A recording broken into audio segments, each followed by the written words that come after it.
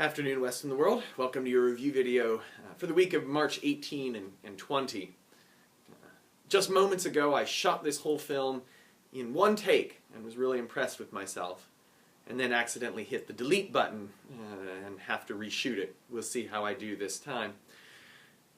This week, our theme has been the subject of imperialism. On Tuesday, we had a lecture that explored some of the causes of it, and today we explored that in a sort of case study way through the story of Abina and the Important Men.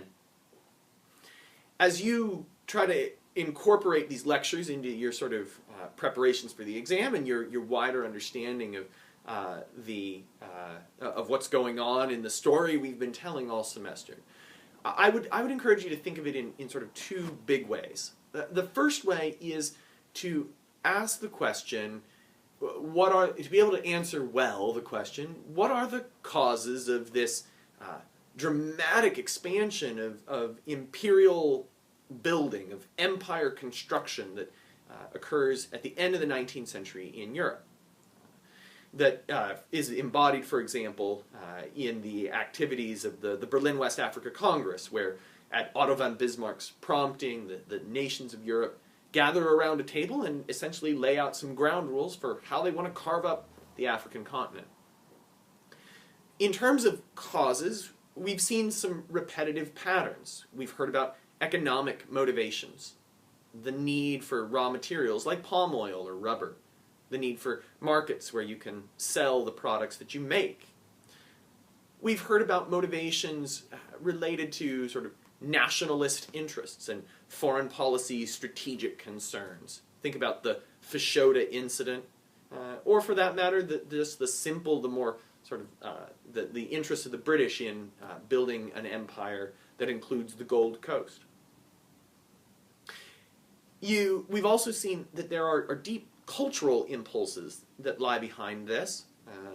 Ideas of social Darwinism, assumptions of biological superiority, or the civilizing mission / white man's burden that we saw informed so many sort of colonial agents, so many liberally minded people who believed that that was their duty, their responsibility to improve the lives of peoples in other parts of the world.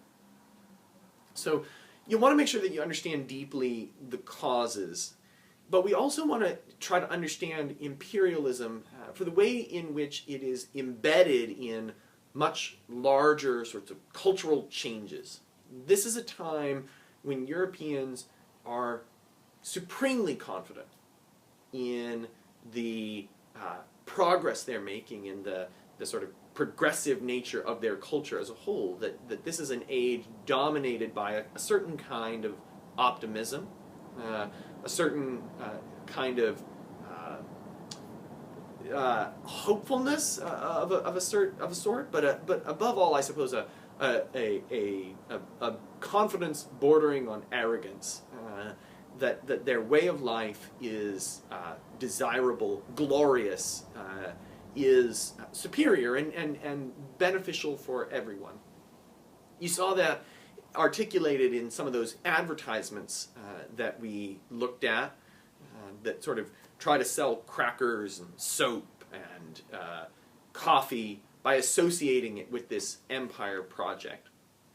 So empire building is part of this culture of progress, an idea that we'll be exploring more next week when we start to see the ways in which some people have start to become uneasy with this sense of Europe as a place of progress, or this is a time period of progress, and begin to ask questions about whether all of this can be truly sustained, or whether it truly is bringing about the best results for everyone.